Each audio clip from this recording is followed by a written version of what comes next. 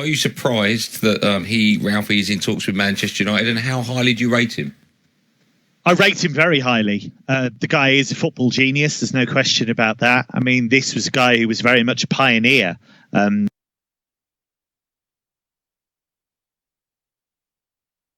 When he was bringing his vision of pressing and counter-pressing and that kind of very quick vertical style.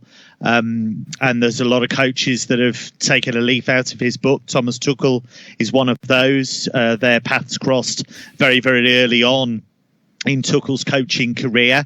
And had it not been for his time with Rangnick, he may not have taken up coaching in the way that he did. So Jurgen Klopp, I think, has kind of amended some of the ideas for his kind of rock and roll football, heavy metal football ideas, if you like. And this is a guy who basically built the Red Bull football operation from scratch in Leipzig. Yes, I know he's had a lot of money to play with, if you like, but you still have to do it. And that is a very slick operation. Kieran, I guess the obvious question then, following on from what Andy said, it looks like he's going to get the United job. I mean, how big a job has he got in his hand, and is he the right man to get the best out of the players that they've got at United?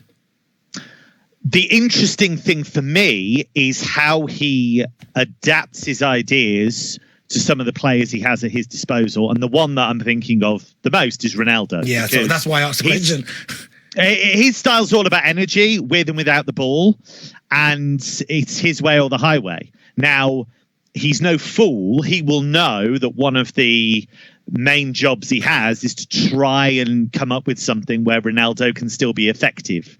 But we know that even though Ronaldo has been scoring goals, and very important goals for Manchester United, the overall system without the ball and with the ball has been compromised to some extent by his presence. Now, Rangnick generally doesn't compromise his principles. You know, you heard it there. He wants to win the ball, and then he wants to hit the opposition before they've even had a chance to recover, even had a chance to get their shape.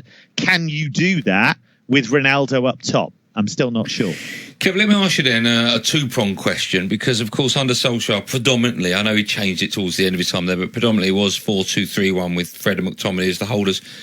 Do you think he'll adapt to that formation or come up with a new one? And also, are there players like Jadon Sancho, like Jesse Lingard, I'm just trying to think, Donny van der Beek, that have not really had their chance yet under Ollie, that you think he might fancy? It's that kind of footballer that he likes. I'll deal with the formation one first. Generally a back four, but not always. He has played a back three at times, but generally a back four. He likes a kind of 4-4-2 or a 4-2-2-2, if you like, because what he wants to do is he wants to hit you as quickly as possible. And so you do see a lot of play go through the middle, but he is flexible. He will tweak things and change things here and there, but what he doesn't change is that willingness to hit at breakneck speed and that kind of swarming pressing. That's not going to be negotiable either. Jadon Sancho, I think, will be a real beneficiary of this if it all goes through, because he's a guy that you've got to bear in mind has been in German football, and he's used to learning about pressing triggers. He's used to learning about when to go and press the opponent, when not to. And I think part of the struggle at Manchester United maybe has been the fact that maybe those instructions haven't been as detailed or haven't been the same or what have you. And I think he struggled in that regard. I would think he'd be perfect for the way that Rangnick would want to play, because he's the kind of guy that makes decisions quickly and generally makes the right decisions. And he thrives in that kind of broken transitional play that Rangnick wants to create. Kevin, do you think there's a chance potentially that we might see him then at Manchester United for longer than the sustained period in terms of to the end of the season? Could he be there for the next couple of seasons? Well, look, if the reports are to be believed, part of this is that he doesn't just want to come in for 6 months and then say bye, thanks a lot, and disappear. He has some kind of role, consultancy or otherwise, beyond the end of this season. Now, don't be surprised if he has an absolute blinder between now and the end of the season and they want to keep him on. This is a job that I think he is weighted for. I think he's been very, very keen for a long time on taking the right job in England. He's had kind of tentative talks with clubs before, and it either hasn't been the right time or they haven't been willing to accede to his demands. I do believe that his interest largely is beyond coaching. So I think he will be saying to them, well, look, why don't you do this? Because he's interested in building a club at all levels. Now, Ole Gunnar Solskjaer started a lot of that work, and Rangnick, I believe, will probably want to carry it on. Kev, let me ask you, you know, of course, he's worked very well. You also know Pochettino's worked very well. If at the end of the season, Rangnick has done extremely well and they're still going after Pochettino, and they came to you and said, which one should we go for? Who would you say would be the better fit for United going forward, long term? I'd keep Rangnick. Would you really?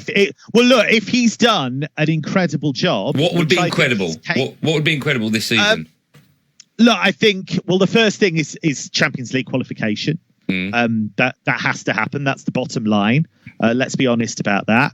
I don't think there'll be a title push because I think it's too late for that probably. But if there is an improvement in the tactical proficiency of the team, if the performances are better, if they don't look like a complete shambles once every so often, that would help. And then let's see what they can do in the Champions League. But I think if it looks as though they're heading in the right direction, he's still... young enough to do the job. It's not like he's ancient, so he's still got years left in the tank. I don't really get why, if he's being really successful, why you'd rip that up for a guy who, is a good coach. Look, that's not to say Mauricio Pochettino is not a good coach. Of course he is. He's a project guy too. But if you've already got a really intelligent coach who wants to build something for you and with you, why would you turf him out after 6 months if he doesn't want to go?